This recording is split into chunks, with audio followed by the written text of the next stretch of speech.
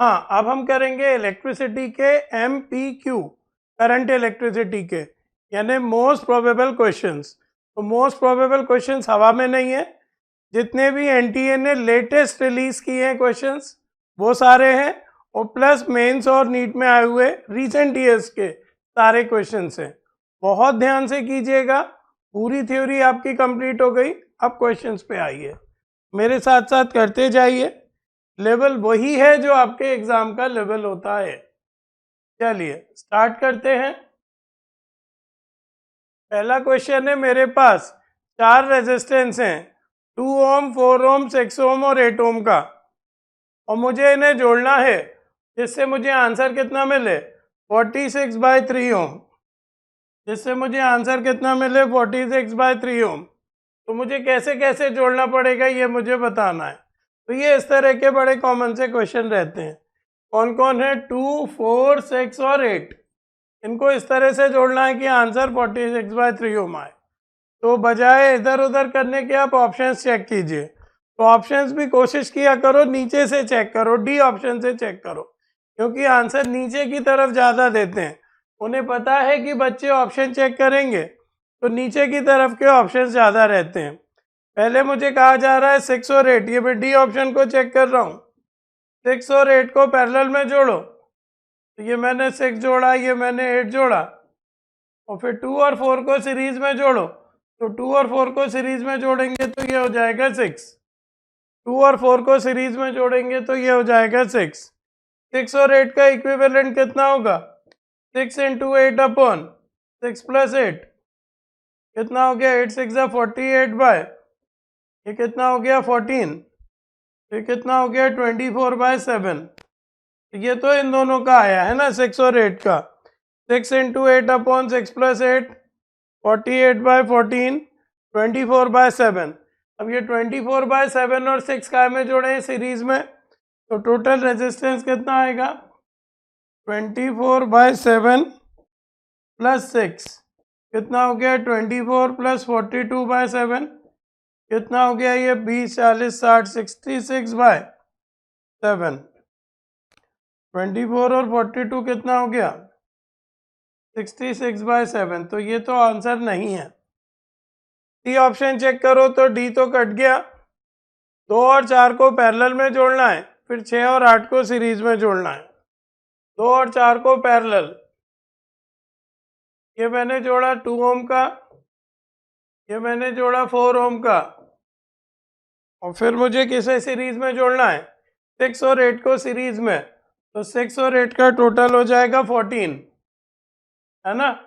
इसको सॉल्व करो, इनका टोटल कितना हो जाएगा, 2 इंटू 4 अपॉन 2 प्लस 4, यानी 8/6 यानी 4/3। ये तो इन दोनों का टोटल है। तो टोटल रेजिस्टेंस कितना हो जाएगा, 4/3 प्लस 14, तो हो जाएगा 4 प्लस 42/3, क्या जाएगा 46/3 ओम।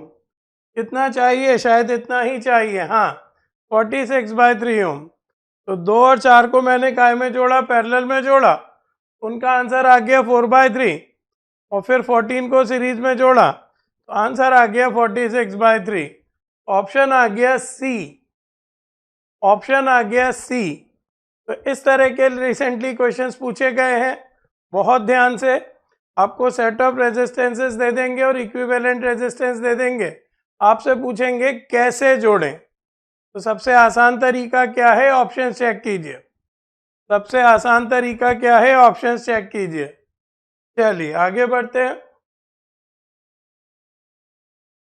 अगला है कलर कोड। कलर कोड भी बहुत आते हैं। 4 रंग कौन से हैं, ऊपर से गिनना मत चालू कर देना।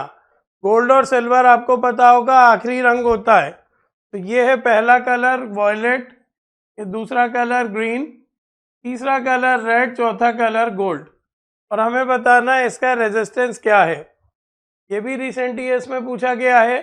4 रेजिस्टेंस, 4 कलर्स दिए हैं और हमें बताना है टोटल रेजिस्टेंस। गिनती ऊपर से चालू मत करना। सिल्वर और गोल्ड को लास्ट कलर माना जाता है, पता है। चलो एक शॉर्ट में टेबल बना लो, black, brown, red, orange, yellow, green, blue, violet, grey, white. Gold का होता है ±5% और सिल्वर का होता है ±10%। ये याद होगा 0, 1, 2, 3, 4, 5, 6, 7, 8, 9, ये इनको नंबर दिए गए हैं। लास्ट में वाइट है। चलिए, पहला है वॉयलेट। वॉयलेट के आगे क्या लिखा है? 7। तो या तो ए ऑप्शन सही है बेटा या सी ऑप्शन सही है। या तो ए ऑप्शन सही है या सी ऑप्शन सही है ना। 7 पहला नंबर आ रहा है। वॉयलेट के आगे क्या लिखा है? 7, तो यहाँ लगा दो 7। दूसरा नंबर आ रहा है ग्रीन। ग्रीन के आगे लिखा है 5। आंसर तो आ जाएगा ये ए और सी वाला। और फिर है रेड। रेड के आगे 2 लिखा है तो 2 0 लगते हैं, 2 नहीं लिखेंगे अब। पहला रंग नंबर बताता है, दूसरा रंग नंबर बताता है, तीसरा रंग बताता है कितने 0 लगने हैं। रूल आपको याद होंगे। पहला रंग नंबर, दूसरा रंग नंबर, तीसरा रंग कितने 0। और प्लस माइनस इसमें गोल्ड रंग है, गोल्ड है। 5% की एरर। 5% किसका? 7500 का। तो 7500 का 10% तो 750 होगा, है ना। 75 का 10% 750 होगा। तो 5% कितना होगा? उसका आधा। तो 5% किसका निकालना है? 7500 का। तो 5/100 ऑफ 7500। ये 0 कैंसिल, 5 5 से 25, 5 7 से 30, 375। तो ये आंसर आ जाएगा 7500 प्लस माइनस 375 ओम। 7500 प्लस माइनस 375 ओम। 7500 प्लस माइनस 375 ओम। 7500 प्लस माइनस 375 ओम। आंसर आ गया ए, 7500 प्लस माइनस 375 ओम। क्लियर है? पहला रंग क्या बताएगा? नंबर। दूसरा रंग क्या बताएगा? नंबर। तीसरा रंग बताएगा कितने 0 लगने हैं। और चौथा रंग बताएगा एरर। 5% की एरर है, तो किसका 5%? जो भी रेजिस्टेंस है। तो 7500 का 5% कितना हो गया? 375। ये सब आप लेटेस्ट क्वेश्चंस कर रहे हैं, बहुत ध्यान से। ये कंप्लीट हुआ। अगला क्वेश्चन। नेक्स्ट। कोशिश मैंने की है कि हर आर्टिकल का एक एक हो जाए। रेजिस्टेंस 15 डिग्री सेंटीग्रेड पे दिया है 16 ओम और 100 डिग्री सेंटीग्रेड पे दिया है 20 ओम। ये थोड़े से लेंथी सवाल होते हैं। और निकालना हमें क्या है? टेम्परेचर कोफिशिएंट ऑफ रेजिस्टेंस, यानी अल्फा। तो क्या फॉर्मूला होता है? सारी थ्योरी आपको बताई है। RT equal to R0 1 plus alpha delta t. इस फॉर्मूले को आप 2 बार लगाओ। पहली बार लाइन पढ़ो बस यहाँ तक। 15 डिग्री सेंटीग्रेड पे रेजिस्टेंस है 16 ओम। तो यहाँ लिखो 16, R0 की जगह R0, 1 की जगह 1, अल्फा निकालना है और टेम्परेचर की जगह 15। ये बन गई फर्स्ट इक्वेशन। ये फॉर्मूला मैं 2 बार लगा रहा हूँ।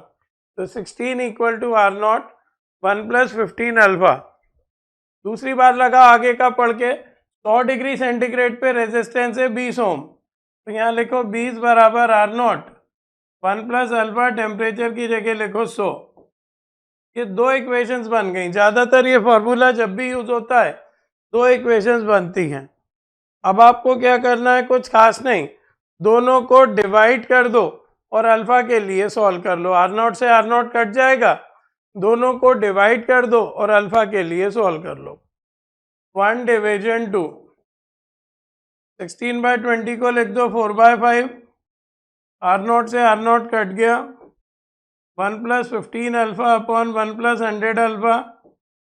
क्रॉस मल्टीप्लाई करो तो 4 plus 400 alpha is equal to 5 plus 15 5 सा 75 alpha. 4 plus 400 alpha is equal to 5 plus 75 alpha.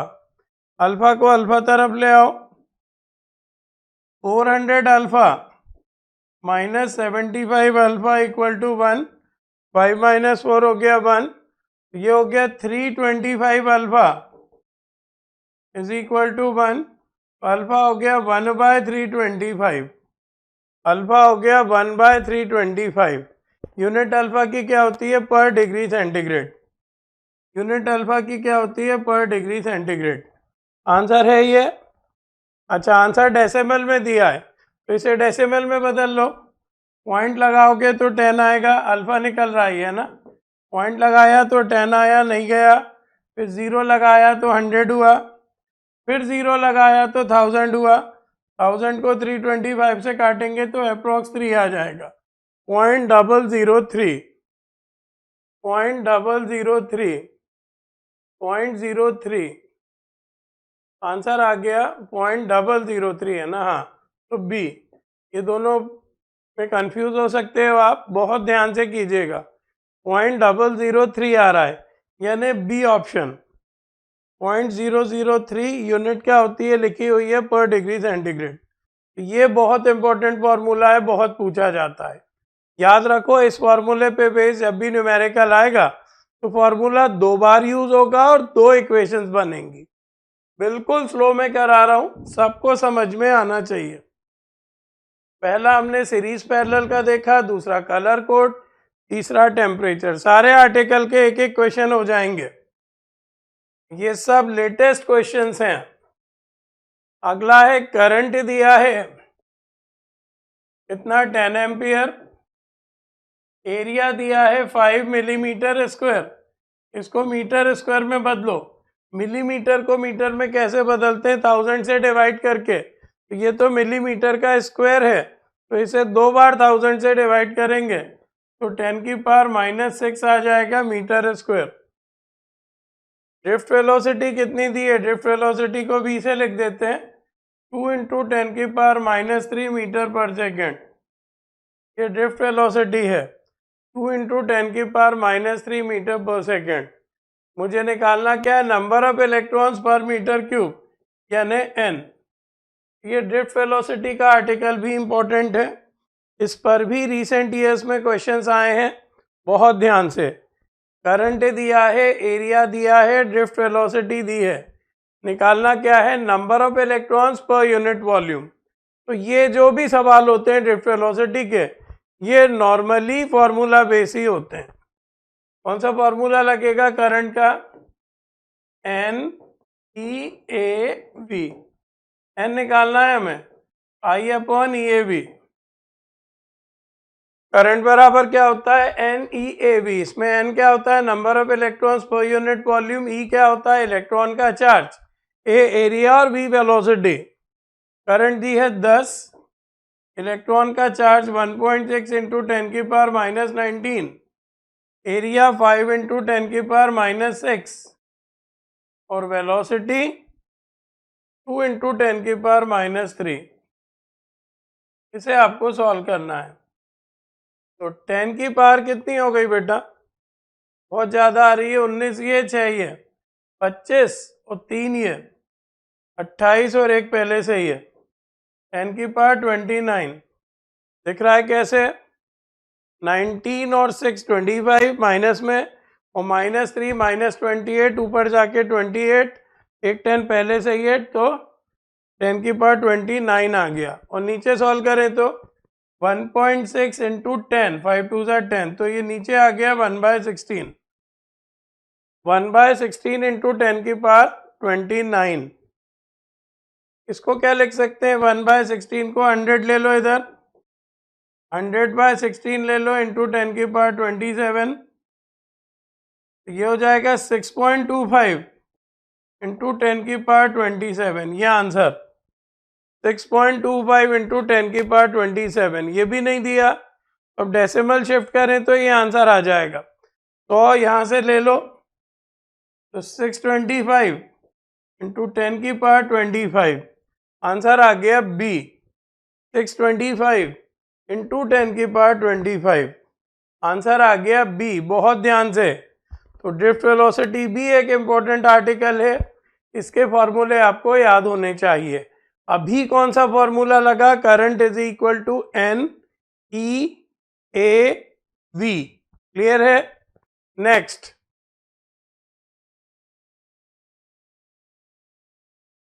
Current दिया है, अल्फा बीटा की वैल्यू भी दी है और चार्ज निकालना है। करंट दिया है और चार्ज निकालना है, तो ये भी बड़ा इंपॉर्टेंट कंसेप्ट होता है। चार्ज दे देते हैं करंट निकालो, या करंट दे देते हैं चार्ज निकालो। सबसे पहले करंट देखते हैं कितना दिया है, alpha not T plus beta T square. Alpha और बीटा की वैल्यू डाल दो, अल्फा है 20 तो 20t, बीटा कितना 8 प्लस 8t स्क्वायर। ये मैंने क्या किया, अल्फा और बीटा की वैल्यू डाल दी। करंट कितना है, alpha not T plus beta T square, तो अल्फा नॉट को 20 लिख दिया, अल्फा नहीं आएगा टी आएगा यहाँ पे 20t, अल्फा नॉट की जगह क्या रख दिया 20, तो 20t प्लस 8t स्क्वायर, ये है करंट। करंट की जगह लिख सकते हैं D Q by D T बराबर 20t plus 8t square. Current की जगह क्या लिख सकते हैं, D Q by D T बराबर 20t प्लस 8t स्क्वायर। अब इस dt को ऊपर ले जाओ, डी क्यू बराबर हो गया 20t dt plus 8t square dt। D Q बराबर क्या हो गया 20t dt, दिख रहा है, प्लस 8t स्क्वायर dt। अब बस इसको इंटीग्रेट कर दो। लिमिट देखो क्या कहीं दी है, लिमिट दी है हमें 15 सेकेंड में फ्लो होने वाला चार्ज निकालना है, तो इसको इंटीग्रेट कर देंगे 0 to 15। हमें 15 सेकेंड में फ्लो होने वाला चार्ज निकालना है, तो इसको इंटीग्रेट कर देंगे, लिमिट क्या लगाएंगे 0 to 15। इसको इंटीग्रेट कर दीजिए,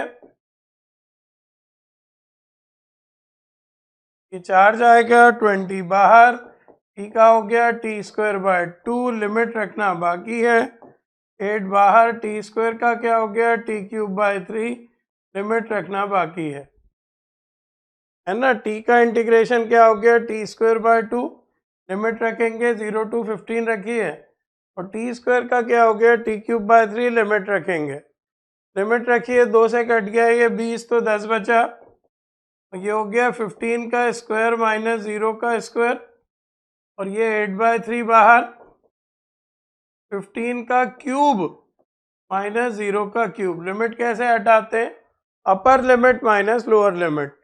लिमिट कैसे हटाते हैं बेटा, बोलेंगे upper limit minus lower limit. तो ये हो गया 10, 15 का स्क्वायर 225, 8/3, 15 का स्क्वायर कर दो 225, लेकिन ये तो क्यूब है तो इंटू 15 भी कर दो, 3 से कैंसिल कर दो, 5 सा 225 चाहो तो कॉमन ले लो, ब्रैकेट में बचेगा 10 प्लस ये 10 बचेगा, और 8 5 सा 40,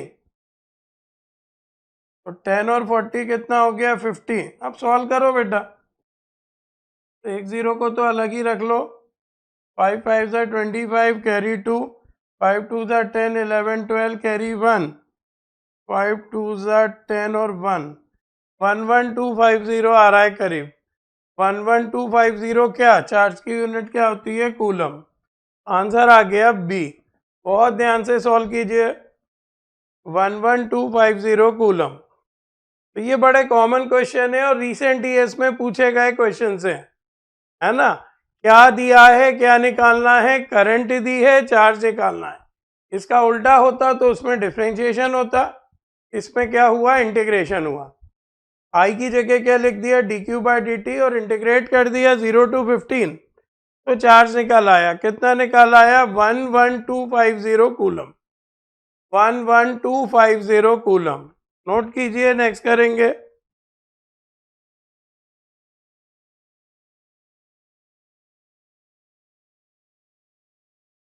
नेक्स्ट क्वेश्चन देखिए, एक तार है 1 ओम का, उसकी लेंथ 1 मीटर है, मतलब शुरुआती रेजिस्टेंस 1 ओम दे दिया। अब कह रहे हैं कि इसकी लेंथ जो है 25% हमने खींच के बढ़ा दी, इसकी लेंथ हमने 25% खींच के बढ़ा दी, तो इसके रेजिस्टेंस में कितना चेंज आएगा वो हमें बताना है। इसका रेजिस्टेंस में कितना चेंज आएगा वो हमें बताना है। तो परसेंट की बात है तो शुरू की लेंथ मान लो 100, परसेंट की बात है तो शुरू की लेंथ मान लो 100, तो बाद की लेंथ 25% बढ़ गई पर सेंट। सेंट मतलब ही होता है पर 100, तो बाद की लेंथ हो गई 125। तो दोनों का रेशो निकाल लो, 100/125 यानी 4/5, ये आ गया लेंथ रेशो। अब हमें पता है, इधर देखो ये कोई तार है, इसे अगर मैं खींचूं तो इसकी लेंथ बढ़ेगी, नो डाउट। लेंथ के बढ़ने से इसका एरिया कम होगा, लेंथ के बढ़ने से इसका एरिया कम होगा। तो कांस्टेंट क्या चीज रहती है? वॉल्यूम। कांस्टेंट क्या चीज रहती है? वॉल्यूम। लेंथ बढ़ रही है, एरिया कम हो रहा है, सब कुछ ठीक है। कांस्टेंट क्या चीज होती है? वॉल्यूम। अब आप क्या करो, वॉल्यूम को कांस्टेंट कर दो, V1 = V2 कर दो। वॉल्यूम की जगह लिख सकते हैं एरिया इंटू लेंथ, वॉल्यूम की जगह लिख सकते हैं area into length.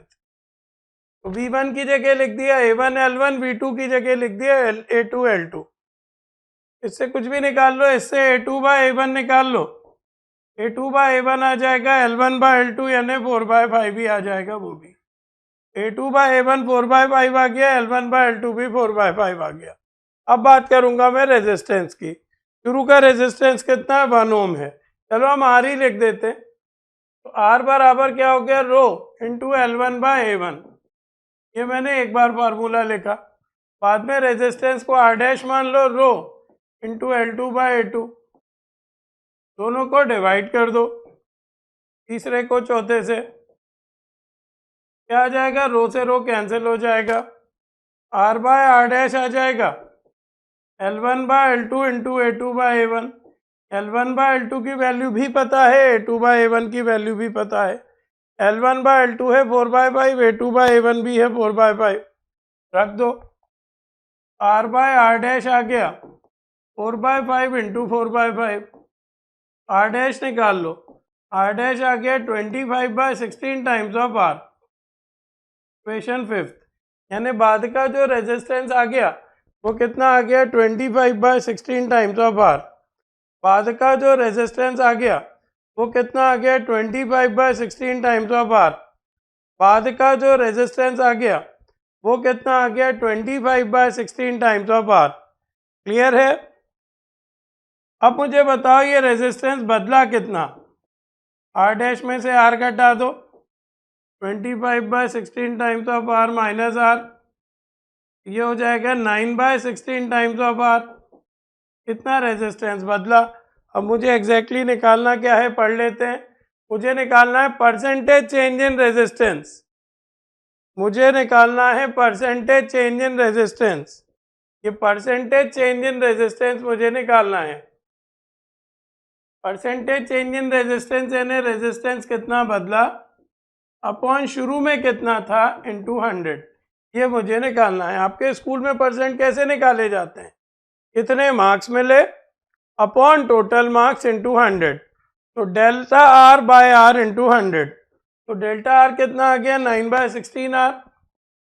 9/16 times of R upon शुरू के रेजिस्टेंस को R से ही लिखा है अपन ने, इंटू 100।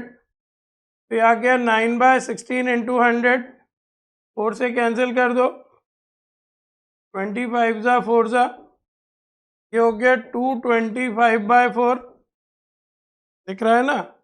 तो 4 5 ज़ा 20, 4 6 ज़ा 24.25, 56.25% चेंज आया।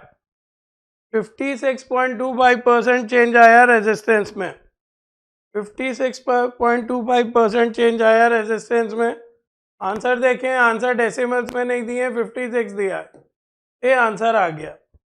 56% चेंज आया रेजिस्टेंस में। ध्यान से देखो कैसे। शुरू की लेंथ 100 मान ली क्योंकि परसेंट की बात है, बाद की लेंथ 125, लेंथ रेशो आ गया 4/5। अब किसी भी तार को खींचते हैं तो वॉल्यूम फिक्स रहता है, A1 L1 = A2 L2, तो A2/A1 कितना आ गया? L1/L2। A2/A1 भी कितना आ गया? 4/5। क्लियर है? अब R = क्या होता है? Rho into L1/A1, R' equal to हो गया रो इंटू L2/A2, डिवाइड कर दिया, तो R/R' आ गया L1/L2 इंटू A2/A1, R' आ गया 25/16 टाइम्स ऑफ R। फिर हमें नया रेजिस्टेंस नहीं निकालना, हमें तो ये निकालना है कितने परसेंट चेंज हो रहा है। फिर हमने निकाला कि कितना रेजिस्टेंस चेंज हुआ। कैसे निकाला? आर डैश में से आर को घटाया और फिर इसे परसेंट में एक्सप्रेस किया, फिर इसे परसेंट में चेंज किया, तो आंसर आ गया 56.25%। आंसर कितना आ गया बेटा? बोलेंगे 56.25%। अच्छा क्वेश्चन है, ध्यान से। Next, the temperature dependence of resistance of copper, copper यानी प्योर मेटल, एंड अनडोप्ड सिलिकॉन यानी सेमीकंडक्टर,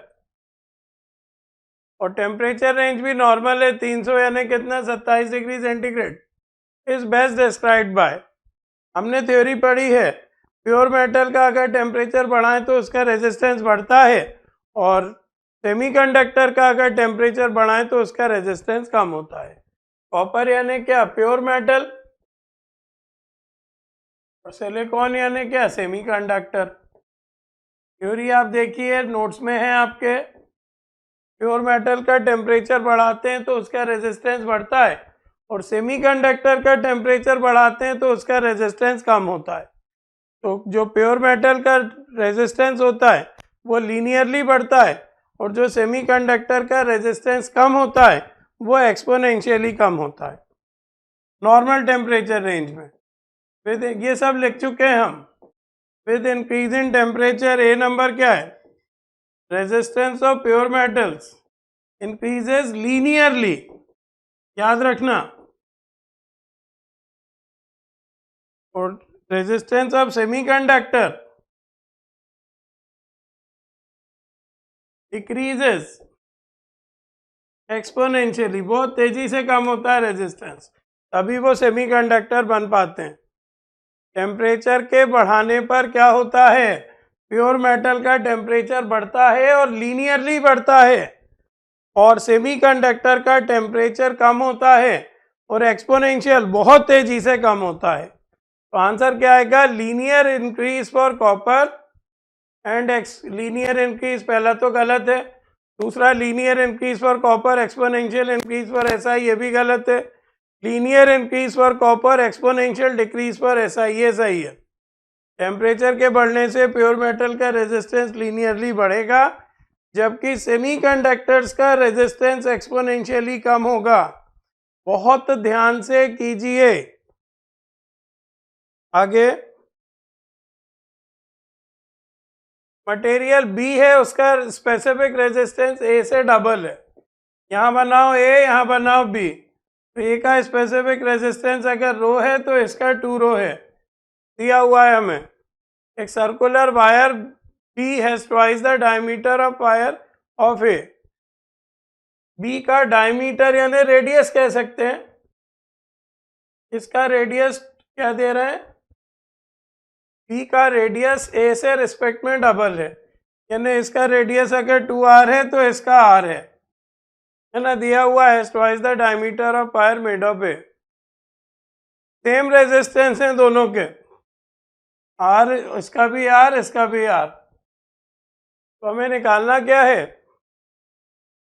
लेंथ रेशो निकालना है, L B upon L A निकालना है। बिल्कुल आसान सा सवाल है, कीजिए। ए और बी दो लोग हैं, बहुत ध्यान से, ये सब रिसेंट ईयर्स में पूछे गए क्वेश्चंस हैं। इसका रो, इसका 2 रो, इसका रेडियस r, डायमीटर का जो रेशो होता है, डायमीटर दुगना किया तो रेडियस भी दुगना होगा, है ना, कोई कंफ्यूजन नहीं होना चाहिए। रेजिस्टेंस दोनों के सेम करना है। चलिए, आर ए बराबर मुझे करना है आर बी। कौन सा फॉर्मूला लगेगा? साइड में लिख रहा हूँ, आर इज इक्वल टू होता है रो इंटू एल अपॉन ए। ये फॉर्मूला हमें लगाना है। तो ए का रो कितना है? रो, ए की लेंथ कितनी है? एल ए मान लेते हैं, अपॉन ए का एरिया कितना है? पाई आर स्क्वायर लिख देते हैं एरिया की जगह। रो लिख दिया, लेंथ की जगह एल ए लिख दिया, और एरिया की जगह लिख दिया पाई आर स्क्वायर, क्योंकि ए का रेडियस आर है। अब उस तरफ पहुंच जाओ बी पर। बी का स्पेसिफिक रेजिस्टेंस 2 रो दिया है, लेंथ एल बी नाम दे देते हैं, और पाई आर स्क्वायर की जगह 2r का स्क्वायर। इसका डायमीटर या रेडियस ए की तुलना में डबल है। अब इसे सॉल्व करो L B upon L A के लिए। इससे सॉल्व करो L B upon L A के लिए। रो से कैंसिल रो, पाई से कैंसिल पाई, आर स्क्वायर से कैंसिल आर स्क्वायर। तो यहाँ तो सिर्फ पहले बचा है, यहाँ बचा है 2LB/4। 2 यहाँ से, 2 का स्क्वायर यानी 4 यहाँ से, 2 से ये भी कैंसिल हो गया। अब मुझे LA/LB नहीं निकालना, ध्यान रखना, मुझे LB/LA निकालना है। LB/LA आ गया 2, LB/LA आ गया 2, LB/LA आ गया 2, LB/LA कितना आ गया बेटा, बोलेंगे 2। LB/LA कितना आ गया 2, आंसर आ गया ए, आंसर आ गया ए।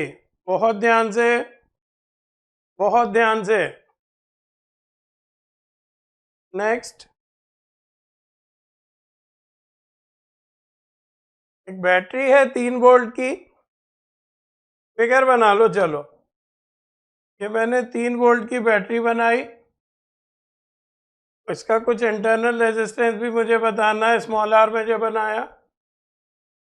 कनेक्टेड टू रेजिस्टर डेसिपेटिंग, एक रेजिस्टेंस लगाए बाहर का, को कितना वोल्ट मिल रहा है, 2.5 वोल्ट मिल रहा है, और इसकी पावर कितनी दी है, 0.5 वॉट। जो बाहर का रेजिस्टेंस है वो 0.5 वॉट का पावर कंजम्पशन कर रहा है। टर्मिनल वोल्टेज 2.5 वोल्ट है। टर्मिनल वोल्टेज का मतलब ही यही होता है कि 3 वोल्ट की बैटरी है, लेकिन इस इंटरनल रेजिस्टेंस के कारण इसको कम वोल्टेज मिल रहा है। 3 वोल्ट की बजाय कितना मिल रहा है, 2.5 वोल्ट। तो मुझे बताना है इसकी पावर, ये इंटरनल रेजिस्टेंस के अक्रॉस कितनी पावर डेसिपेट हो रही है। मुझे बताना है इंटरनल रेजिस्टेंस के अक्रॉस कितनी पावर डेसिपेट हो रही है। पहले क्या करो, आप जो इसको देखो, ये जो आपने लोड रेजिस्टेंस जोड़ा है ना, इसको देखो, और पावर और वोल्टेज दिया है तो करंट निकाल लो। पहले आप लोड रेजिस्टेंस को देखो और P बराबर VI लगाओ। P है 0.5, वोल्टेज है 2.5, करंट निकाल लो। डेसिमल से डेसिमल हटाओ, 5 बराबर 2/25I, आई आ गया 1/5 एम्पियर। आई कितना आ गया, 1/5 एम्पियर। फिर से देखो मैंने क्या किया, मैंने सिर्फ लोड रेजिस्टेंस को देखा, बाहर जो रेजिस्टेंस मैंने जोड़ा है उसे देखा, और कौन सा फॉर्मूला लगाया, P = VI, और सॉल्व किया मैंने किसके लिए, करंट के लिए। मतलब इस सर्किट में 1/5 एम्पियर की करंट फ्लो हो रही है, इस सर्किट में 1/5 एम्पियर की करंट फ्लो हो रही है। क्लियर है। अब बात करो इस स्मॉल आर की, तो सबसे पहले तो इस स्मॉल आर की वैल्यू निकाल लो E - V/I से। सबसे पहले तो इस स्मॉल आर की वैल्यू निकाल लो। कैसे निकाल लो, E - V/I से। E यानी EMF, V यानी टर्मिनल वोल्टेज। EMF दिया है 3 वोल्ट, टर्मिनल वोल्टेज दिया है 2.5 वोल्ट, तो करंट है 1/5, तो आ जाएगी 0.5 × 5, 0.5 × 5, क्या आ गया, 2.5 ओम। कितना आ गया, 2.5 ओम। दूसरा काम मैंने ये किया, स्मॉल आर का फॉर्मूला लगा के स्मॉल आर की वैल्यू निकाल ली। क्या होता है small are, E - V/I। E यानी 3, V यानी 2.5, I यानी 1/5, तो स्मॉल आर आ गया 2.5 ओम। स्मॉल आर आ गया 2.5 ओम। स्मॉल आर आ गया 2.5 ओम। अब मुझे क्या करना है, पावर डेसिपेट निकालना है इस स्मॉल आर के अक्रॉस। तो देखो मुझे आर पता है, करंट पता है, I²R लगा दो। अब करंट पता है और रेजिस्टेंस पता है और पावर निकालना है, कौन सा फॉर्मूला लगा दो, I²R। कौन सा आर, स्मॉल आर। क्यों, क्योंकि मुझे यही निकालना है कितनी पावर डेसिपेट हो रही है अक्रॉस स्मॉल रेजिस्टेंस। I² यानी 1/25, करंट कितनी है, और R यानी कितना, 2.5, तो 2.5 × 10⁻25, तो यह क्या, 0.1 वॉट। 0.1 वॉट की पावर डेसिपेट हो रही है अक्रॉस इंटरनल रेजिस्टेंस, यानी D। 0.1 वॉट की पावर डेसिपेट हो रही है अक्रॉस इंटरनल रेजिस्टेंस। 0.1 वॉट की पावर डेसिपेट हो रही है अक्रॉस इंटरनल रेजिस्टेंस। बहुत ध्यान से, 0.1 वॉट। क्लियर है। सारे लेटेस्ट क्वेश्चन हैं, बहुत ध्यान से कीजिए। अगला एक बिल्डिंग है, 15 बल्ब है 45 वॉट के। इस तरह का भी क्वेश्चन आ जाते हैं एक आध बार। और फिर 15 ही बल्ब है 100 वॉट के, 15 पंखे हैं 10 वॉट के, 2 हीटर है और 1 किलोवाट के। ईच लिखते तो ज़्यादा ठीक रहता। चलिए, और वोल्टेज अक्रॉस मेंस दिया है, पावर फ्यूज निकालना है। तो सबसे पहले आप टोटल पावर निकालो। सबसे पहले आप टोटल पावर निकालिए। सबसे पहले टोटल पावर निकालिए। एक बल्ब की पावर है 45 वॉट, 15 बल्बों की कितनी हो जाएगी? 15 इंटू 45।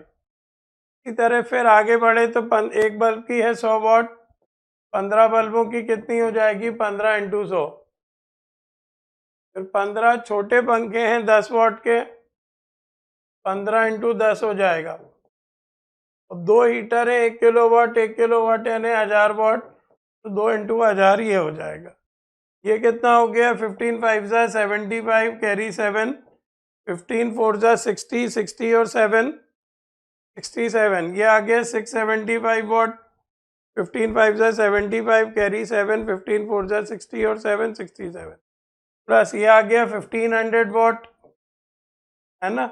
ये आ गया 150 वॉट, ये आ गया 2000 वॉट। जोड़ो सबको, जोड़िए सबको, ऐसे ही ओरल जोड़ लो। 1500 प्लस 2000 कितना हो जाएगा? 3500। 3500 में 500 और जोड़ दो, 4000। 500 और जोड़ दिया तो 175 ये बचा, और 150 ये बचा, यानी 325। 4325 वॉट आ रहा है। फिर से एक बार जोड़ लेते हैं। 2000 और 1500 कितना हो गया? 3500। 3500 और 500 कितना हो गया? 4000। यहाँ बचा कितना? 175, यहाँ बचा 150, 325, 4325 वॉट। ये है टोटल पावर। अब मुझे फ्यूज की बातें करना है, यानी करंट निकालना है। P बराबर लगा दो VI, करंट हो जाएगी power upon voltage, 4325 upon voltage कितना है? 220 होगा, जहाँ तक है 220। 5 से कैंसिल करो, 5 8 जा 40, कैरी 3, 5 6 जा 30, कैरी 2 865 अपॉन 5 4 जा 5 4 जा। ना आ गया बेटा, और डिवाइड करो इसे। 865 को डिवाइड करो 44 से, 865 को डिवाइड कीजिए 44 से, 865 को डिवाइड कीजिए 44 से। 44 को 45 भी मान सकते हो। 19.65 आ रहा है एम्पियर, 19.65 एम्पियर। तो फ्यूज कितने का लगाओगे? वैसे तो 25 का ज़्यादा सूटेबल रहेगा, लेकिन नेक्स्ट नंबर लगा दीजिए 20 का। 20 एम्पियर का फ्यूज लगेगा, 20 एम्पियर का फ्यूज लगेगा। बहुत ध्यान से, तो ये फ्यूज के कुछ क्वेश्चंस आते हैं, नोट कीजिए।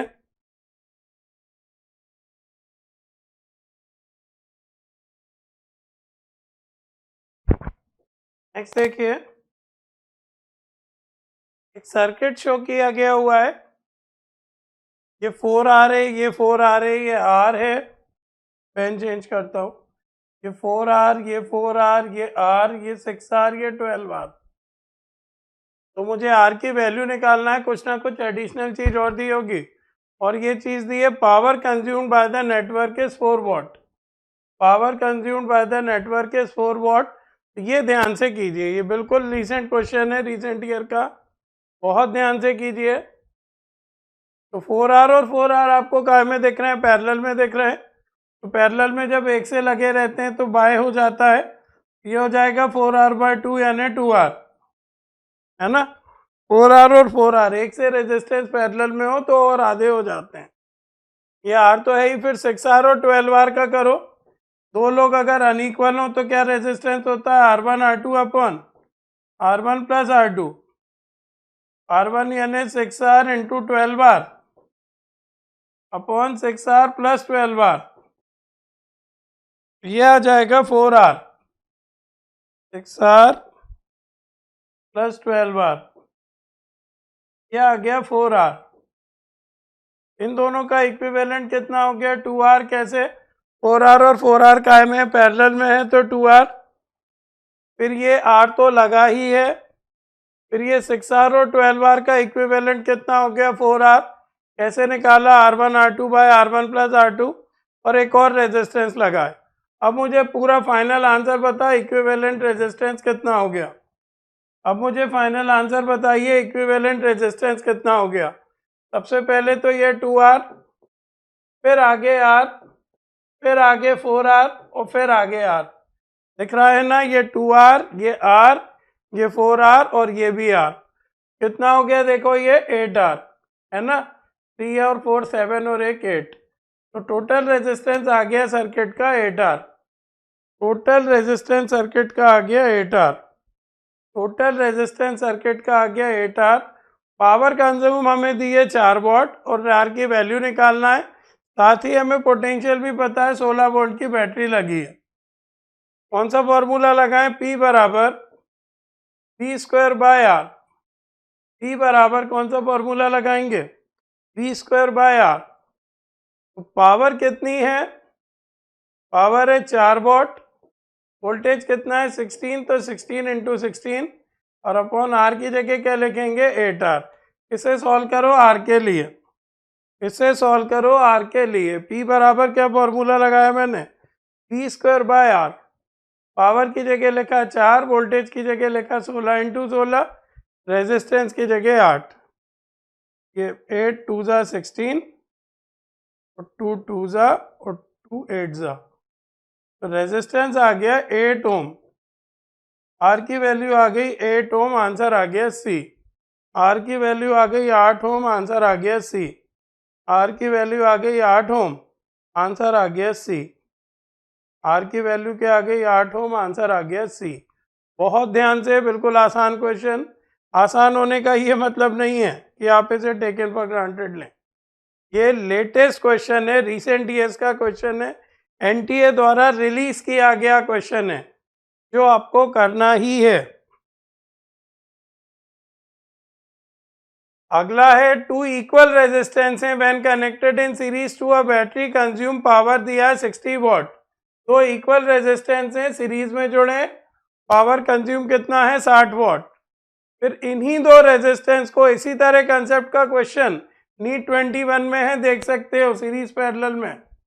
इन्हीं दो रेजिस्टेंस को पैरेलल में जोड़ा सेम बैटरी के साथ, तो अब पावर कंजम्पशन कितना होगा वो बताना है।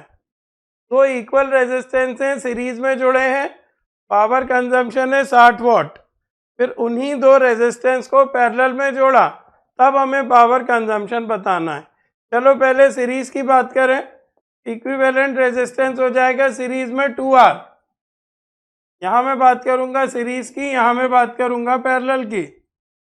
तो सीरीज में अगर एक से रेजिस्टेंस हो, तो जैसे 2 हो तो 2R हो जाएगा, 3 हो तो 3R हो जाएगा। तो अभी तो 2 ही हैं तो 2R। पैरेलल में यही इक्विवेलेंट रेजिस्टेंस क्या हो जाएगा R/2। यही फर्क होता है सीरीज और पैरेलल में। यहाँ इनटू हो जाता है n से, जो भी रेजिस्टेंस हो, यहाँ अपॉन हो जाता है। तो अगर दो इक्वल रेजिस्टेंस सीरीज में है तो आंसर आएगा 2R, और पैरेलल में है तो आंसर आएगा R/2। इसकी पावर दी है 60 वॉट, तो P1 नाम दे देते हैं, और इसकी पावर निकालना है। इसकी पावर दी है 60 वॉट, इसकी पावर निकालना है, और इक्वल पोटेंशियल से जुड़ें, दिया हुआ है ये, सेम पोटेंशियल से जुड़ें, सेम पोटेंशियल से जुड़े हैं दोनों। फॉर्मूला लगाएंगे P बराबर V स्क्वायर बाय आर 2 बार।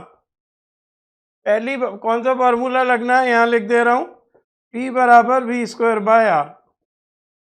तो शुरू की पावर कितनी है 60, वोल्टेज का स्क्वायर, और आर की जगह लिखो 2R।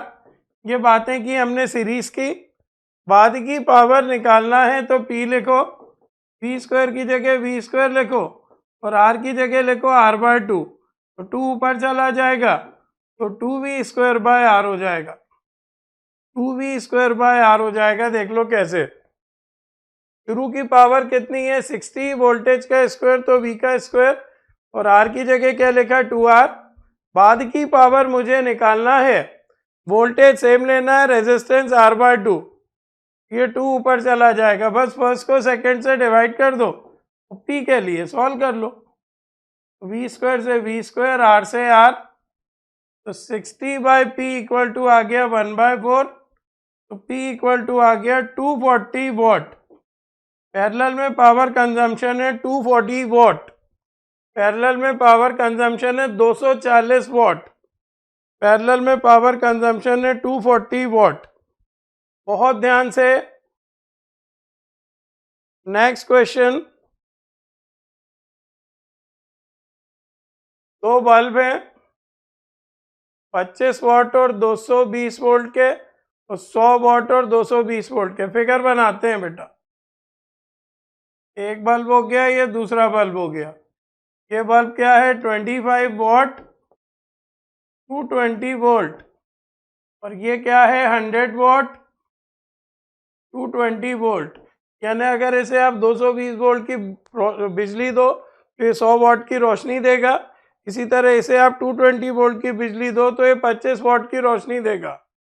लेकिन इन्हें हमने 220 वोल्ट सोर्स से जोड़ दिया है, तो दोनों को कम कम वोल्टेज मिलेगा, 220 वोल्ट डिवाइड हो जाएगा, दोनों को कम कम वोल्ट मिलेगा। तो अब हमें बल्बों की नई पावर बताना है, अब हमें बल्बों की नई पावर बताना है। क्यों 25 वॉट और 100 वॉट क्यों नहीं रहेगी? क्योंकि वोल्टेज अब दोनों को प्रॉपर नहीं मिलेगा, 220 वोल्ट डिवाइड होगा।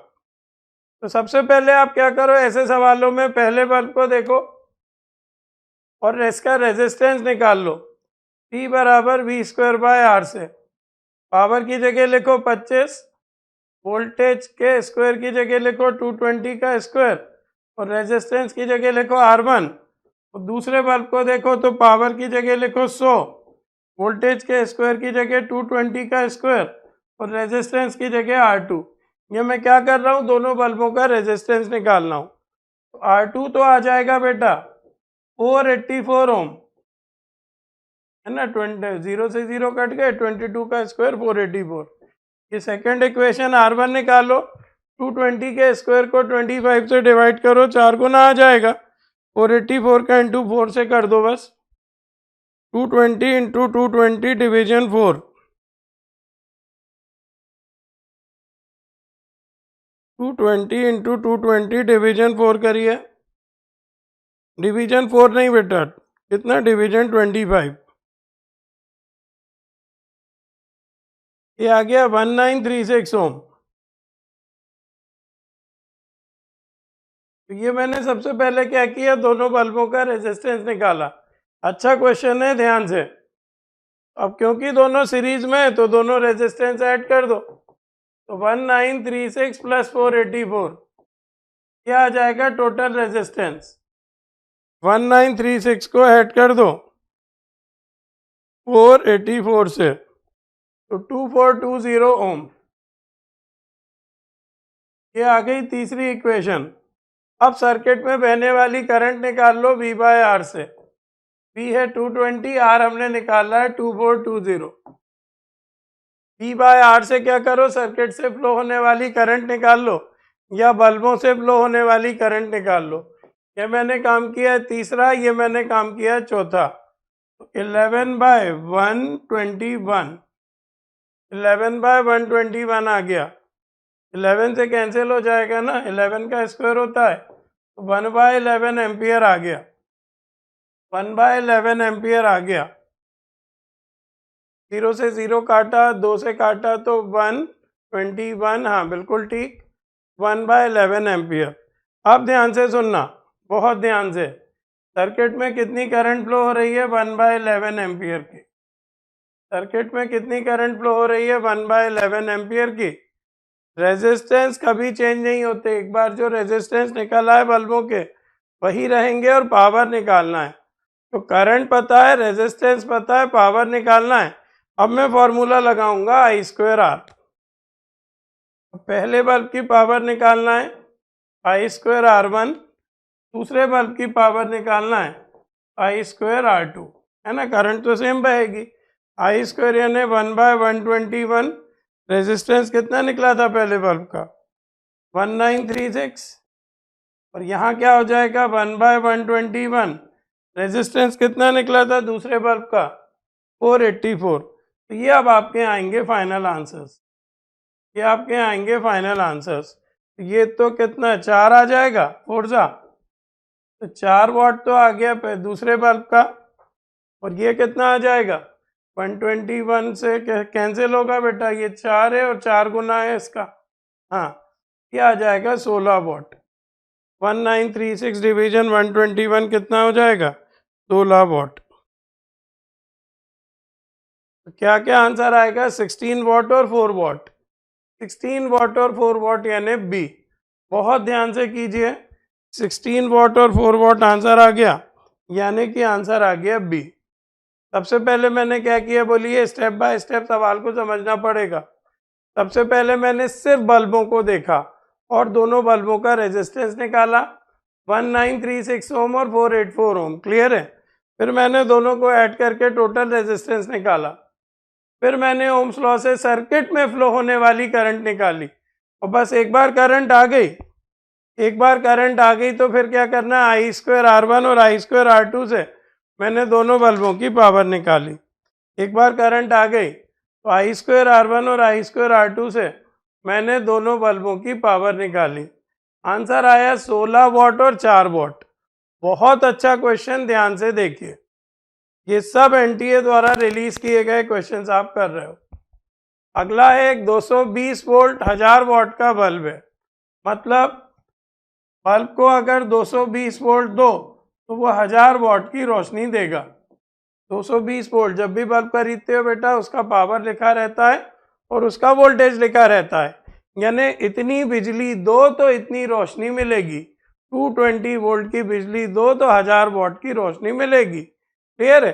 तो इसे कम वोल्ट पे चला रहे हैं, 110 वोल्ट पे ही चला रहे हैं, 110 वोल्ट पे ही चला रहे हैं, तो इसकी रोशनी कम हो जाएगी।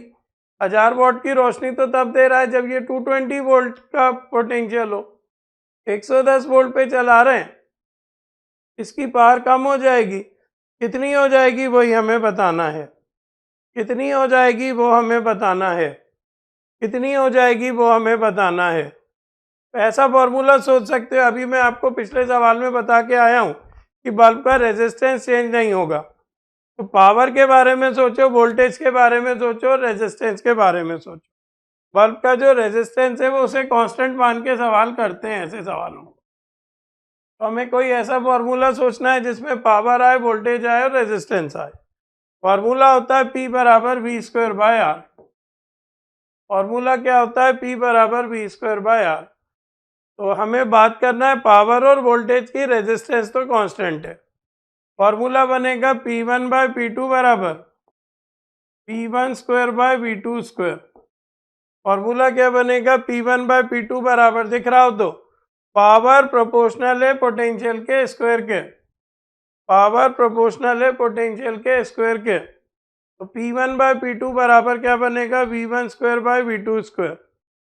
तो शुरुआती पावर कितनी दी है 1000 वाट, बाद की पावर यानी P2 निकालना है। शुरुआती वोल्टेज 220, बाद का वोल्टेज 110। शुरुआती वोल्टेज कितना है 220, बाद का वोल्टेज कितना है 110। तो 110 से 220 को काट दो 2 जा, तो 1000/P2 बराबर 4, 4 को नीचे ले आओ, यहाँ कर रहा हूँ, P2 आ गया 1000/4 यानी 250 वाट। बहुत इंपॉर्टेंट क्वेश्चन। तो ये 1/4 हो जाएगी पावर, वोल्टेज के आधे होने से पावर 1/4 हो जाएगी। यूनिटरी मेथड मत लगा देना कि 220 वोल्ट पे 1000 वाट तो 110 वोल्ट पे 500 वाट, है ना। ज़्यादातर बच्चे यही गड़बड़ करते हैं, यूनिटरी मेथड लगा देते हैं कि 220 वोल्ट पे अगर पावर 1000 वाट है तो 110 वोल्ट पे कितनी होगी 500 वाट। तो ऐसा नहीं होगा, पावर कितनी आ गई 250 वाट। बहुत ध्यान से देखिए कैसे, पावर कितनी आ गई 250 वाट। ध्यान से देखिए कैसे,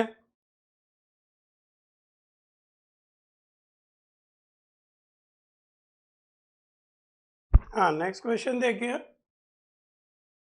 time taken by 4836 watt heater to heat from 1 liter of water from 10 degree centigrade to 40 degree centigrade। Electricity और हीट को भी कोरिलेट कीजिएगा। इस तरह का भी एक आध क्वेश्चन आ जाता है। ये तो बड़ा इजी है। एनर्जी का कोई फॉर्मूला लगाओ। एनर्जी बराबर, एक मिनट, पावर दिए ना तो पावर बराबर लगाओ एनर्जी अपॉन टाइम। एनर्जी की जगह लिख दो m s delta t, heat energy. Energy की जगह क्या लिख दो, हीट एनर्जी लिख दो m s delta t by time.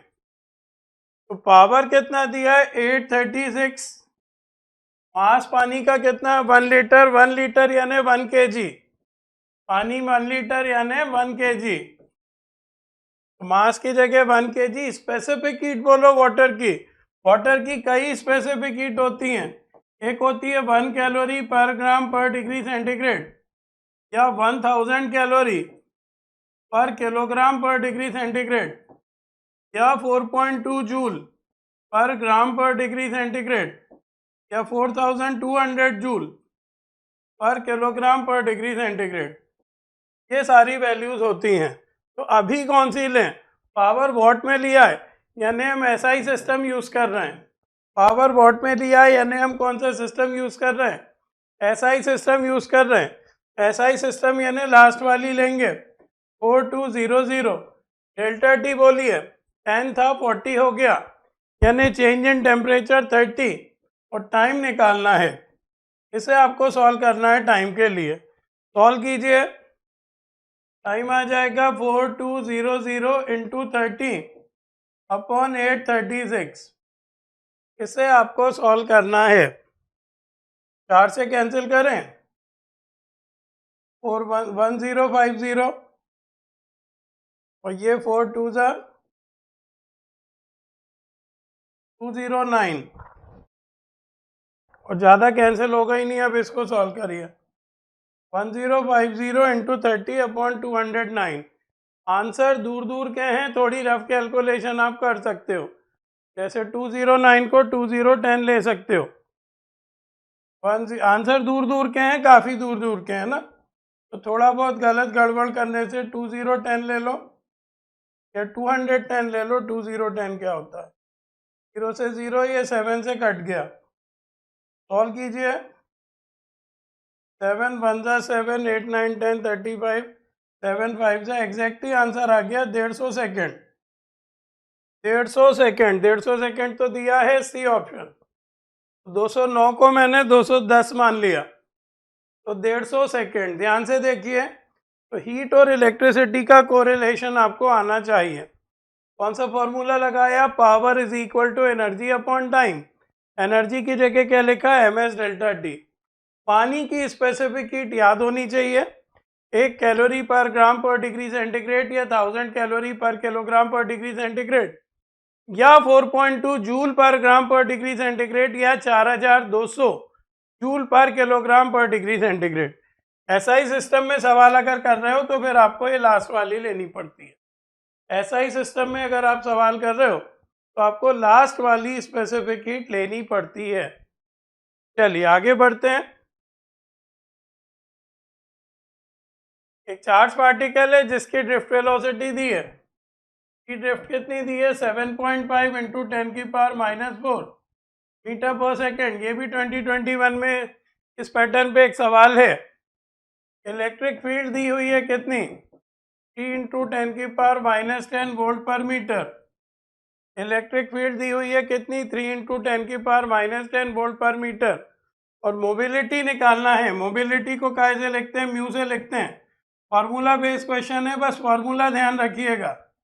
Drift velocity upon electric field, इसको कहते हैं मोबिलिटी। ये करना क्यों जरूरी है, ये 2021 नीट में आया है इलेक्ट्रॉन मोबिलिटी के बारे में। यहाँ लिखूंगा मैं 7.5 इंटू 10⁻⁻⁴, और यहाँ मैं लिखूंगा 3 इंटू 10⁻⁻10। 3 से कैंसिल हो जाएगा, 2.5, ये -4 से ये कैंसिल, -6, तो 2.5 इंटू 10⁻⁶। इलेक्ट्रॉन मोबिलिटी कितनी आ गई, 2.5 इंटू 10⁻⁶। यूनिट क्या होती है, मीटर स्क्वायर पर वोल्ट पर सेकेंड, यानी आंसर आ गया बी। यूनिट क्या होती है इसकी, मीटर स्क्वायर पर वोल्ट पर सेकेंड, यूनिट भी याद रखिएगा। तो इलेक्ट्रॉन मोबिलिटी आ गई बी। ये पूछा गया आर्टिकल है, ये नीट 2021 में भी इलेक्ट्रॉन मोबिलिटी का एक मैच द कॉलम था, है ना। बहुत ध्यान से, क्या होती है mobility, drift velocity upon electric field. क्या होती है electron mobility, drift velocity upon electric field. अगला क्या है, दो सिटीज हैं 150 मीटर दूर हैं, एक सिटी से दूसरे सिटी में हमें पावर भेजना है।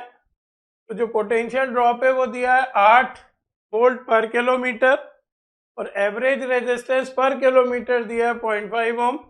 कितना पावर लॉस होगा वो हमें बताना है।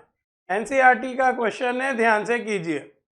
दो शहर हैं 150 किलोमीटर दूर हैं, हर किलोमीटर जाने पे पोटेंशियल कितना फॉल हो जाता है, 8 वोल्ट, और हर किलोमीटर का एवरेज रेजिस्टेंस कितना है, 0.5 ओम। तो हमें पावर लॉस बताना है। जो हमें होगा पावर लॉस इलेक्ट्रिसिटी को ट्रांसमिट करने में एक शहर से दूसरे शहर में। तो सबसे पहले वी की ही बात करें। 1 किलोमीटर पे ड्रॉप है 8 वोल्ट, तो 150 किलोमीटर पे कितना होगा, 150 इंटू 8, 150 इंटू 8, तो 1200 वोल्ट। 1 किलोमीटर का रेजिस्टेंस कितना है, 0.5 ओम, तो 150 किलोमीटर का रेजिस्टेंस कितना होगा, 150 इंटू 0.5 यानी 75 ओम। 1 किलोमीटर का कितना है, 0.5 ओम, तो 150 किलोमीटर का कितना होगा, 75 ओम।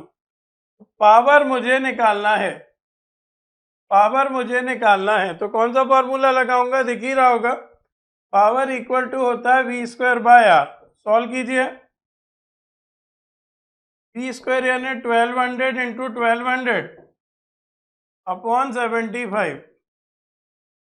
कैंसिल करोगे, 3 से कैंसिल करो, ये 2 ज़ा 25, ये 400, इसको भी कैंसिल कर दो, 25 से 25 1 ज़ा 25, और फिर 16 ज़ा, फिर ये सॉल्व कर लो, 16 0 ज़ा 0, 16 0 ज़ा 0, 16 2 ज़ा 32, कैरी 3, 16 1 ज़ा 16 और 3 19, 19,200 वॉट, 19,200 वॉट। अच्छा, किलो वॉट में दिया है आंसर, इसे लिख सकते हैं 19.2 टू 10 की पावर 3 वॉट, इसे लिख सकते हैं 19.2 किलो वॉट। एनसीईआरटी का क्वेश्चन है, ध्यान से कीजिए। 19.2 किलो वॉट, आंसर क्या आ गया, 19.2 किलो वॉट। आंसर क्या आ गया, 19.2 किलो वॉट। बहुत ध्यान से। नेक्स्ट, अगला है वोल्टेज अक्रॉस द बल्ब। एक बल्ब है 220 वोल्ट 100 वॉट का।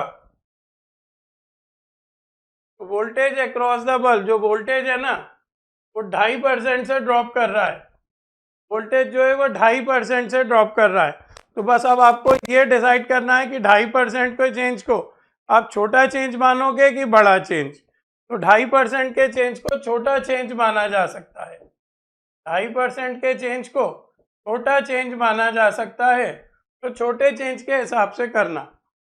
एक सवाल था जिसमें हमने 10% 20% बढ़ाई थी, तो ये बड़ा चेंज है ना। इसमें 2.5% के चेंज को आप छोटा चेंज मानो। कुल मिला के वोल्टेज 2.5% से ड्रॉप हो रहा है। हीट में आया हुआ क्वेश्चन है, ध्यान से। तो पावर कितने परसेंट ड्रॉप होगा वो बताना है। ये सवाल दो तरह से हो सकता है, मैंने बोला आपसे। सबसे पहले तो आपको ये डिसाइड करना पड़ेगा कि 2.5% के चेंज को आप छोटे चेंज में रखो कि बड़े चेंज में रखो। मैंने इसे रखा है छोटे चेंज में, और ये फार्मूला सोच रहा हूँ मैं, P बराबर वी स्क्वायर बाय आर। तो जरा एरर वाले कंसेप्ट पे चले जाओ कि जिसकी जितनी एरर होती है, जिसकी जितनी पावर होती है, उसकी एरर उतने टाइम्स बढ़ जाती है। जिसकी जितनी पावर होती है उसकी एरर उतने टाइम्स बढ़ जाती है। मतलब इस फॉर्मूले को देख के मैं लिख सकता हूँ डेल्टा P बाय P बराबर, P पे 2 पावर है ना, 2 delta V by V। Delta P by P बराबर क्या लिख सकता हूँ मैं, 2 delta V by V। R तो कांस्टेंट है, ये 2 कहाँ से आया? ये वोल्टेज की पावर देख के आया। V स्क्वायर है ना, तो वोल्टेज वाली एरर दुगनी हो जाएगी। परसेंट की बात है, इंटू 100 कर दो।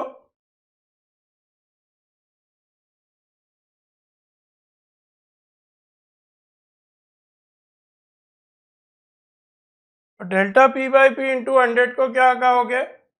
Percentage change in power. Percentage change in power यही हमें निकालना है। तो 2 times of delta V by V into 100 कितना दिया है? वोल्टेज में आने वाला चेंज कितना दिया है? 2.5%। इस पूरे की जगह लिख दो 2.5%, इस पूरे की जगह। आंसर आ गया 5%। बहुत इंपॉर्टेंट सवाल, बहुत ध्यान से देखिए। आपको ये डिसाइड करना पड़ेगा कि 2.5% के चेंज को आप छोटा चेंज कंसिडर करते हो कि बड़ा चेंज कंसिडर करते हो। आपको ये डिसाइड करना पड़ेगा कि 2.5% को आप छोटा चेंज लेते हो कि बड़ा चेंज लेते हो। तो छोटा चेंज अगर आप लोगे तो आंसर आ गया 5%, यानी आंसर आ गया सी। क्या क्वेश्चन था? वोल्टेज अगर 2.5% से ड्रॉप हुआ तो पावर में कितना परसेंटेज चेंज आएगा? वोल्टेज अगर 2.5% से ड्रॉप हुआ तो पावर में कितना परसेंट चेंज आएगा? तो चेंज आएगा 5% का। क्लियर है? चलिए आगे बढ़ते हैं। एक रिंग है, ये भी नीट का क्वेश्चन है। उसका रेजिस्टेंस है 12 ओम। रिंग का रेजिस्टेंस कितना है? 12 ओम है। इसके दो टुकड़े करने हैं। शुरुआती रेजिस्टेंस 12 ओम है। इसके दो टुकड़े करने हैं, एक ऊपर का टुकड़ा एक नीचे का टुकड़ा, और उनकी लेंथ का रेशो बताना है हमें। और उनकी लेंथ का रेशो बताना है। एक टुकड़ा ये कर दिया मैंने और एक टुकड़ा ये कर दिया, और उनकी लेंथ का रेशो बताना है। किस तरह का रेशो बताना है? जिससे उनका इक्विवेलेंट हो जाए 8/3 ओम। जिससे उनका इक्विवेलेंट कितना हो जाए? 8/3 ओम। उनकी लेंथ का रेशो बताना है जिससे उनका इक्विवेलेंट रेजिस्टेंस कितना हो जाए? 8/3 ओम। उनकी लेंथ का रेशो बताना है जिससे उनका इक्विवेलेंट रेजिस्टेंस कितना हो जाए? 8/3 ओम। तो मान लेते हैं कि ये जो तार है इसका रेजिस्टेंस है कितना? मान लेते हैं ये जो ऊपर वाला तार है इसका रेजिस्टेंस है x ओम। क्या? चलो x मान लेते हैं। इसका रेजिस्टेंस है x ओम। इसका कितना होगा? इसका होगा 12 माइनस एक्स, क्योंकि टोटल है 12। ऊपर वाले पार्ट का रेजिस्टेंस कितना मान लिया मैंने? x ओम, क्योंकि रेजिस्टेंस और लेंथ प्रोपोर्शनल ही होते हैं दोनों। ऊपर का अगर x है तो नीचे का कितना हो जाएगा? 12 माइनस एक्स। अब मुझे बताओ, ये x और ये 12 माइनस एक्स काय में है? पैरेलल में है। पैरेलल में इक्विवेलेंट रेजिस्टेंस निकालने का क्या फॉर्मूला होता है दो लोगों का? R1 R2 upon R1 plus R2 is equal to कर दो R।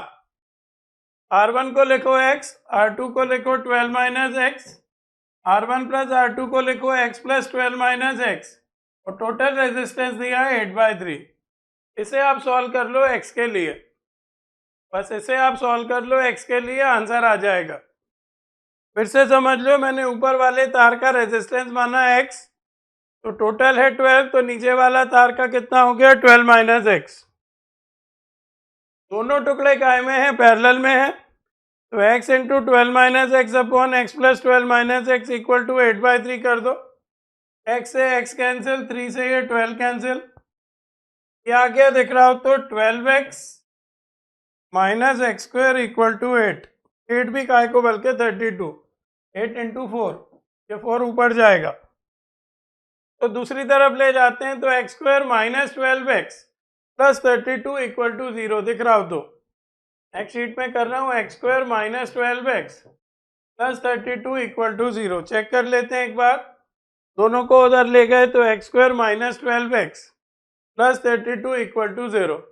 एक्स के लिए सॉल्व करो, फैक्टर बना दो। 8x minus 4x plus 32 equal to 0। X common ले लो, x माइनस 8 माइनस 4 कॉमन ले लो, x minus 8 equal to 0। x minus 8 common ले लो, x minus 4 equal to 0। x की वैल्यू या तो क्या आ गई? 8 आ गई, या x की वैल्यू क्या आ गई? 4 आ गई। x की वैल्यू क्या आ गई? 8 आ गई। या x की वैल्यू क्या आ गई, 4 आ गई। अब हमें क्या करना है, हमें लेंथ का रेशो बताना है। एक दूसरा वो x और 12 माइनस एक्स वैल्यू डाल दो, तो ये लेंथ आ गई एक तरह से, मतलब यहाँ वैल्यू नहीं डालनी है आपको। एक पार्ट आ गई एक लेंथ आ गई छोटे पार्ट की, एक लेंथ आ गई बड़े पार्ट की।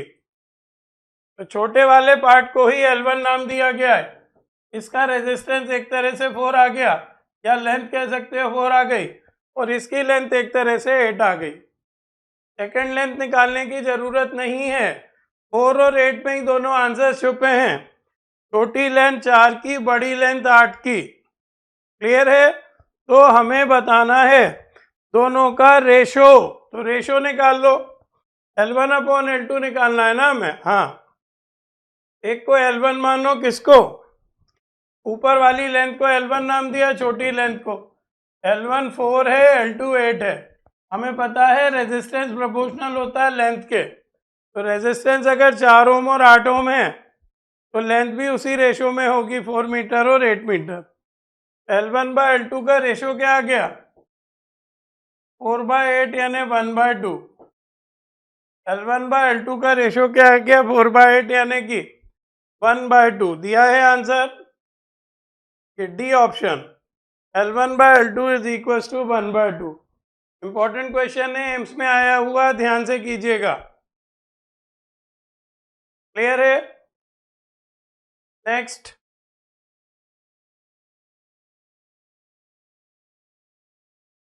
Power dissipated across 8 ohm resistor. 8 ohm कहाँ लगा हुआ है, नीचे देखो, नीचे वाली ब्रांच में। इसकी पावर दी है कितनी, 2 watt. Power dissipated across 8 ohm resistor कितनी दी है, 2 वॉट। और 3 ओम रेजिस्टर यानी इसकी पावर निकालना है, इसकी पावर निकालना है। 8 ओम की पावर दी है 2 वॉट, और नीचे ऊपर वाला जो रेजिस्टेंस लगा है 3 ओम वाला, उसकी पावर निकालना है। अच्छा क्वेश्चन, ध्यान से देखिए। सबसे पहले इस तार को देखो, नीचे वाले तार को, फॉर्मूला लगा दो, P बराबर I²R। पावर है 2। करंट को, इस करंट को I1 नाम दो, इस करंट को I2 नाम दो। I2 का स्क्वायर, रेजिस्टेंस है 8, I2 स्क्वायर आ गया 1/4, I2 आ गई 1/2 एम्पियर। ये जो 8 ओम है, इससे 1/2 एम्पियर की करंट फ्लो हो रही है। कैसे आई, देखिए। 8 ओम वाले से 1/2 एम्पियर की करंट फ्लो हो रही है। ये पूरी सिमेट्री आपको जमानी पड़ेगी, सवाल में खुद सोचना पड़ेगा क्या क्या करें। मुझे 8 ओम वाले की पावर दी हुई है, तो मैंने सिर्फ 8 ओम वाले को देखा और इससे फ्लो होने वाली करंट निकाली, कितनी आई, 1/2 एम्पियर। अब ऊपर का रेजिस्टेंस देखो टोटल, ऊपर का तो 4 ओम ही है, 3 ये 1 ये, नीचे का 8 है। तो ऊपर जो है हाफ रेजिस्टेंस है, तो करंट डबल होगी। यहां से अगर आधी एम्पियर बह रही है, I1 आ जाएगी 1 एम्पियर। यहां से अगर आधी एम्पियर बह रही है, तो I1 आ जाएगी 1 एम्पियर। देख लो कैसे, ये रेजिस्टेंस 8 है, ये 4 है, इसका रेजिस्टेंस जस्ट हाफ है, तो इससे करंट डबल बहेगी। रेजिस्टेंस यानी क्या होता है, करंट का अपोज करना। तो ये कम अपोज कर रहा है, आधा अपोज कर रहा है, तो करंट डबल हो गई। अब बात करो 3 ओम वाले की, 3 ओम वाले की ही बात आपको करना है, और फार्मूला लगा दो जब करंट पता चल गई तो, पावर बराबर I²R। अब बात करो 3 ओम वाले रेजिस्टेंस की, तो फार्मूला लगा दो I²R। करंट तो आ गई है ऊपर वाली ब्रांच में से बहने वाली 1, रेजिस्टेंस है 3, पावर भी आ गई 3 वॉट। पावर आ गई इसकी 3 वॉट। अच्छा क्वेश्चन, इसी तरह के ऑब्जेक्टिव्स आपको मिलेंगे पेपर में देखने को, बहुत ध्यान से कीजिएगा। तो ये आपकी करंट इलेक्ट्रिसिटी का पार्ट 1 कंप्लीट हुआ। पार्ट 2 में हम किरचॉफ का लॉ देखेंगे, व्हीटस्टोन की ब्रिज देखेंगे, मीटर ब्रिज देखेंगे और पोटेंशियोमीटर देखेंगे। क्लियर है? पार्ट 1 में इस तरह के आपको MPQs करने हैं, जितनी थ्योरी मैंने बताई याद करना है। अगले लेक्चर तक के लिए गुड बाय बच्चों।